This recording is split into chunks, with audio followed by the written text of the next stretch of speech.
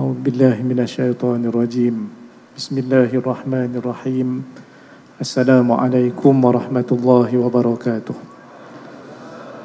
إن الحمد لله تعالى نحمده ونستعينه ونستغفره ونعوذ بالله من شرور أنفسنا ومن سيئات أعمالنا من يهده الله فلا مضل له ومن يضلل فلن تجد له وليا مرشدا وأصلي وأسلم على سيدنا محمد صلى الله عليه وسلم إمام المصلحين وسيد المجاهدين وعلى آله وصحبه أجمعين أما بعد.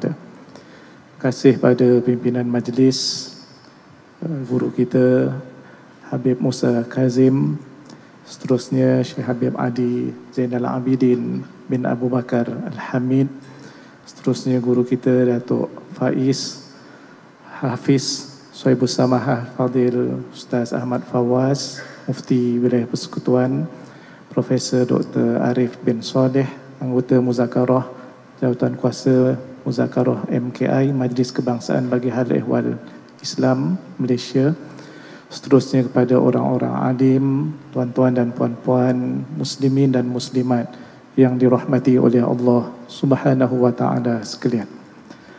Pertamanya kita merafakkan rasa syukur kepada Allah Subhanahu wa taala di atas segala nikmat yang Allah berikan kepada kita semua. Dan antara nikmat yang besar, kita menjadi umat Nabi Muhammad sallallahu alaihi wasallam.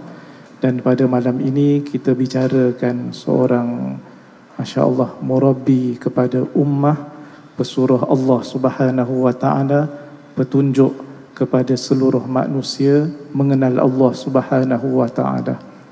Seorang rasul dan seorang nabi yang dipilih oleh Allah Subhanahu wa taala daripada keluarga yang mulia, daripada keturunan yang mulia, dan ini sebut oleh Nabi SAW sendiri di dalam hadisnya, iaitu sebagaimana yang diriwayatkan daripada Wathilah Ibn Al-Asqa di dalam Sahih Muslim.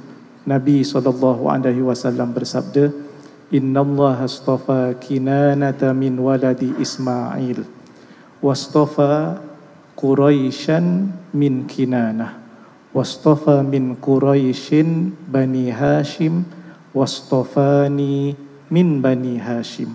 Sesungguhnya Allah Subhanahu wa taala telah memilih Kinanah daripada anak-anak keturunan Nabi Ismail alaihi salam. Kemudian Allah taala telah memilih Quraisy daripada Kinanah. Kemudian Allah taala telah memilih daripada Quraisy Bani Hashim, dan kemudian Allah taala telah memilihku, kata Nabi SAW, daripada Bani Hashim, keturunan yang mulia, nasab yang mulia, keluarga yang mulia. Bahkan kalau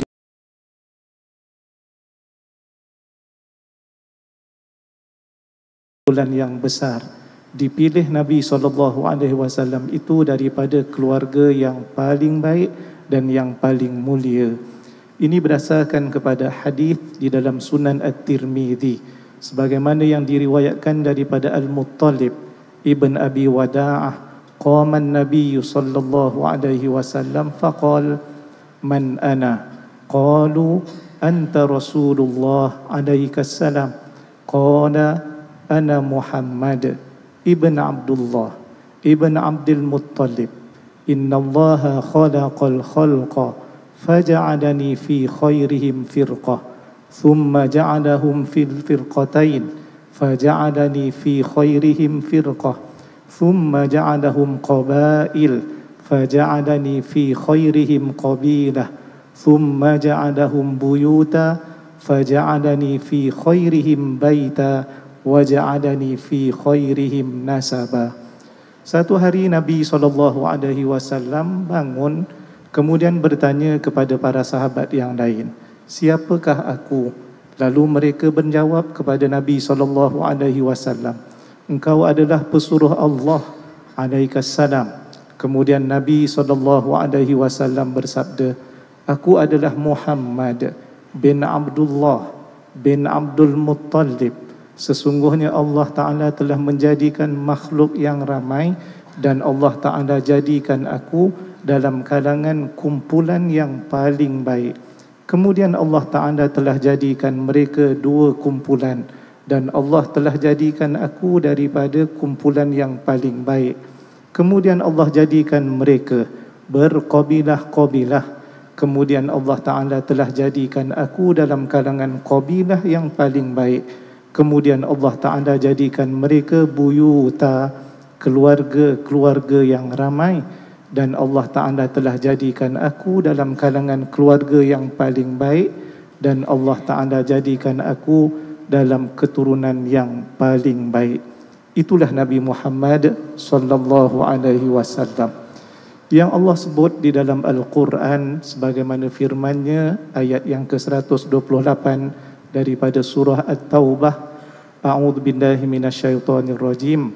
Laqad ja'akum rasulun min anfusikum azizun 'alaihi ma 'anittum harisun 'alaikum bil mu'minina raufur rahim. Sesungguhnya telah datang kepada kamu seorang rasul dari golongan kamu sendiri, yaitu Nabi Muhammad sallallahu alaihi wasallam, yang sangat berat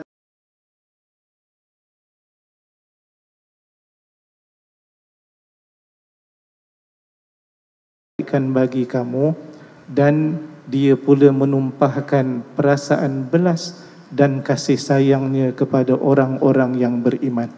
Di dalam tafsir Al-Qurtubi, Al-Imam Al-Qurtubi yang meninggal pada tahun 671 Hijrah, dalam tafsirnya Al-Jami' di Ahkamil Quran menakalkan kata-kata seorang alim. Wa qala Al-Husain ibn Al-Fadl, berkata Al-Husain ibn Al-Fadl, lam yajma'illahu di ahadin minal anbiya. Tidaklah Allah Subhanahu wa Ta'ala menghimpunkan kepada seorang pun dalam kalangan para nabi ismaini min asma'ihi illa lin nabi sallallahu alaihi wasallam. Himpunkan dua sifat, iaitu nama Allah Subhanahu wa Ta'ala Raufun Rahimun. Tidak pernah Allah himpunkan dua nama dan dua sifat ini kepada mana-mana para nabi, melainkan kepada Nabi sallallahu alaihi wasallam, sebagaimana firman-Nya tadi, bil mu'minina raufur rahim. Sedangkan Allah menyebut dalam ayat yang lain, innallaha bin nasi la raufur rahim. Tuan-tuan dan puan-puan sekalian yang dirahmati oleh Allah Subhanahu wa Ta'ala, Nabi dan Rasul sallallahu alaihi wasallam ini yang mengajar kepada kita ilmu, mengajar juga dan memberi contoh kepada kita adab dan juga akhlak. Dalam perkara yang berkaitan dengan ilmu sebagai contoh, betapa seluruh dunia dan isinya itu tidak ada apa-apa nilainya di sisi Allah Subhanahu wa Ta'ala. Bahkan dalam hadis Nabi disebut sebagai mal'unah wa mal'unun ma fiha, sebagaimana hadis di dalam Sunan At-Tirmidzi daripada Abu Hurairah radhiyallahu anhu, kata Nabi sallallahu alaihi wasallam, ad-dunya mal'unatun wa mal'unun ma fiha illa dzikrallahi ta'ala wa ma walah wa aliman aw muta'alliman. Sesungguhnya dunia itu adalah dicela ataupun mal'unah, bahkan yang ada di dalamnya juga dicela. Maknanya bukan sesuatu yang dipuji. Mal'unun ma fiha, disebutkan dalam hadis ini kecuali. Ini dikecualikan daripada perkataan mal'unah dan juga mal'unun.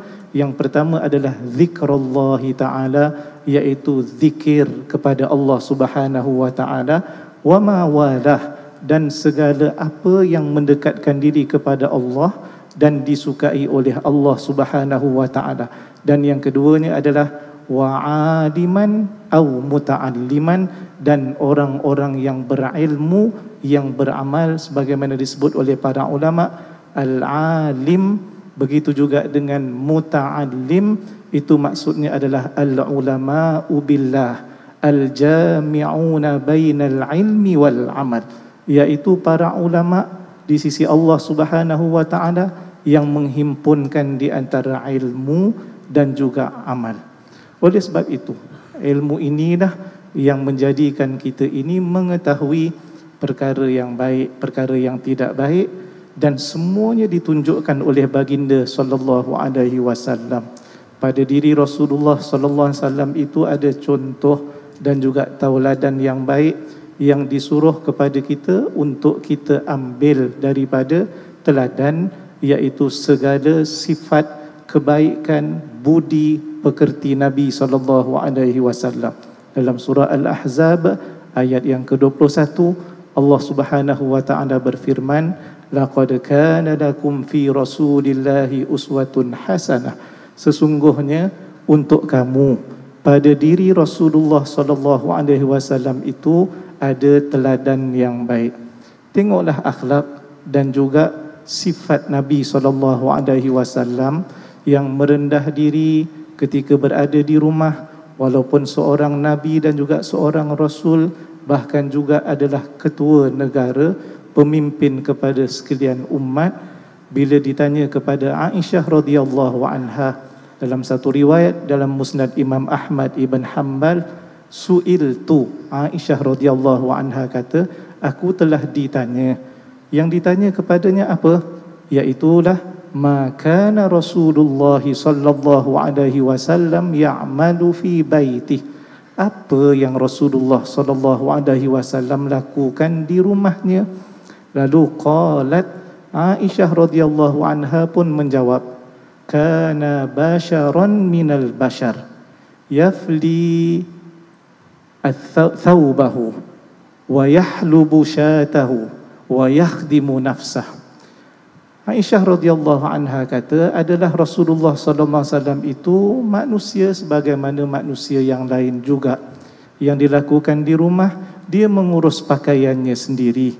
Kemudian baginda sallallahu alaihi wasallam memerah susu daripada kambingnya. Baginda sallallahu alaihi wasallam juga menguruskan dirinya sendiri. Ini yang dilakukan oleh baginda sallallahu alaihi wasallam di rumah, membantu isteri, membantu keluarga dan mengurus dirinya seperti juga orang lain-lain. Begitu juga kita dapati bagaimana adab dan juga akhlak Nabi SAW dengan khadimnya, iaitu Anas ibn Malik al-Ansari. Sebagaimana yang ada di dalam Sunan At-Tirmidzi, bahawa Anas berkata, khadamtu Rasulullah sallallahu alaihi wasallam 10 sinin, aku telah berkhidmat kepada Rasulullah sallallahu alaihi wasallam selama 10 tahun. Fama qala li uffin qat, tidak pernah sekali pun Nabi sallallahu alaihi wasallam menyebut perkataan oh kepadaku. Wama qala li syai'in sana'tuhu lima sana'tahu wala li syai'in taraktuhu lima taraktahu wa kana ar-rasul sallallahu alaihi wasallam min ahsanin nasi khuluqa.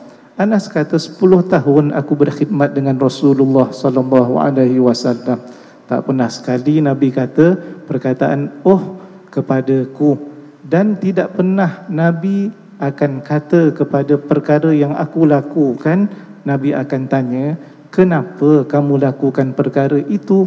Dan tidak pernah pada perkara yang aku tinggalkan, Nabi akan tanya, kenapa kamu tinggalkan perkara itu? Adalah Nabi SAW di antara manusia yang paling mulia dan baik akhlaknya.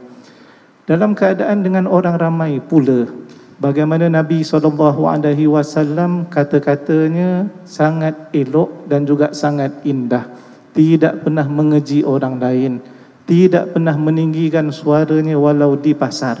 Sebagaimana hadis yang diriwayatkan daripada Aisyah radhiyallahu anha, lam yakun Rasulullah sallallahu alaihi wasallam fahishan wala mutafahishan wala sakhaban fil aswaq wala yajzi bis sayyi'ati sayyi'ata walakin ya'fu wa yasfah. Kata Aisyah radhiyallahu anha dalam hadis ini adalah Nabi SAW itu tidak pernah mengeluarkan kata-kata yang keji, sama ada secara semula jadi pada dirinya ataupun mengeji orang lain sengaja.